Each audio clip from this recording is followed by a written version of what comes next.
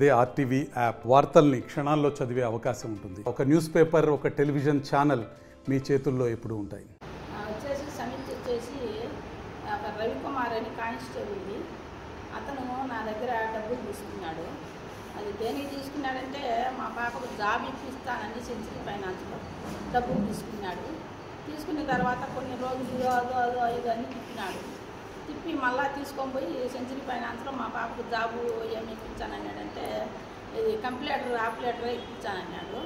దానికి మా పాప ఇంటర్ చదివినది. ఇంటర్ చదివి నేను డిగ్రీ సర్టిఫికెట్లు తీసుకొచ్చి మీకు చేర్పిస్తాను, ఇబ్బంది ఏం లేదు, మీరు ఎక్కువ డబ్బులు కట్టాలని తీసుకున్నాడు. ఒక 6 లక్షలు డబ్బులు తీసుకున్నాడు. మళ్ళా మిగతాది మేము అప్పుగా కొంత 10 లక్షల దాకా అంతా ఇచ్చినాము. అంతా కలిపి 10 లక్షలు ఇచ్చినాము. ఆ బాబు బాగలేదు ఇది కానీ వాళ్ళ అత్తగారు బద్దివేలే, అతన్ని మా ఇది ఎదురుగా అతని పూలబాయి ఇది మాది రాజుగారి ఇది. అట్లా పరిచయం మాకు వాళ్ళ భార్యతో పరిచయం అయింది. మా దగ్గర డబ్బులు తీసుకున్నాడు. తీసుకొని ఇదో ఇస్తాను చేస్తాను అన్నాడు. లేదు ఏం లేదు. మళ్ళీ మా పాపను తీసుకుపోయి జాబులో సీపర్ జాబులో ఇప్పించినాడు.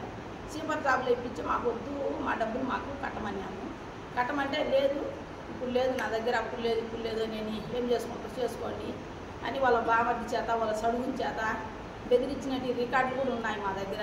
వాళ్ళ సడుగుని చేత వచ్చేసి రికార్డు చేపించి నరుపుతాను గొడ్డేలు తీసుకొని, మీరు ఆడవాళ్ళు ఏం చేస్తారు అన్నారు. నేను ఒంటరి మహిళనండి, నాకు ఎవరు లేరు, దిక్కు లేరు, దిశ లేరు, నేను ఒంటరి మహిళను, నా భర్త కూడా లేడు, నా పాపకు కూడా మా భర్త అమ్మాయి కూడా అట్లే ఉన్నాడు.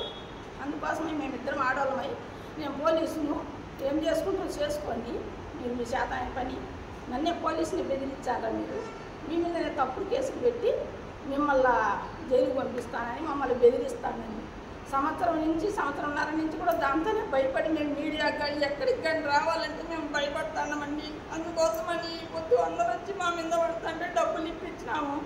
ఆ డబ్బులు ఇప్పించిన దాంతో అందరూ వచ్చి మా ఇంటి మీదకి వచ్చి లంజల్లాల మీరు పట్టుకుంటారండి అని నీచంగా మాట్లాడతారు సార్. ఒక్కొక్కరు వచ్చి రేకులు చేసి లాగేవాళ్ళు. మీరు వచ్చి మా దగ్గర పట్టుకొని మాకు డబ్బులు కట్టకపోతే నా బిడ్డనట్టే లాగుతున్నారు. దాన్ని నీచానికి పాలతో పడలేక నేనేదో కష్టం చేసుకుని బతికేదాన్ని, అట్లా నీచానికి దిగదారలేక నేను ఈ పొద్దు మీ మీడియాను ఆశించినాను. అందుకు కాబట్టి నాకు న్యాయం చేయాలని ఆ రవికుమార్ దగ్గర నుంచి డబ్బులు ఇప్పించాలని కోరుకుంటున్నాను.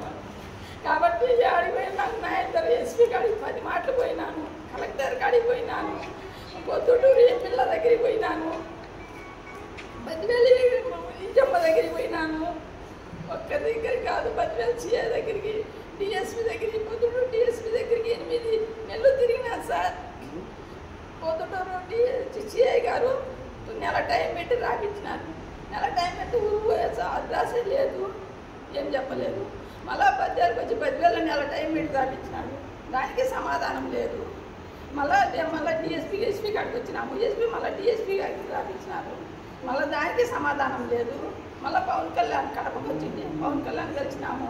పవన్ కళ్యాణ్ నుంచి మళ్ళీ మాకు ఫోన్లు వచ్చినాయి, డిఎస్పీ కాడికి పోయి మా మైలు డిఎస్పీ కాడికి మేము 2 మాటలు నెల రోజులు తిరిగినాము. తిరిగితే దానికి ఏమి సమాధానం లేదు.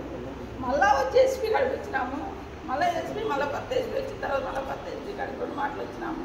వచ్చితే దానికి కూడా ఏం సమాధానం లేదు. మళ్ళీ సిఐ గారు పాపకి ఇచ్చుకొని నువ్వు ఏం చేస్తావు, నీ మీద కేసులు ఉన్నాయి, రేపు కేసులు ఉన్నాయి, అయ్యి ఉన్నాయి అంటే మా మీద ఏం కేసులు ఉన్నాయి సార్ అని అంటే వాడు వీడు డబ్బులు ఏం చేసుకుంటాము, వాడు చచ్చిపోతాడంట.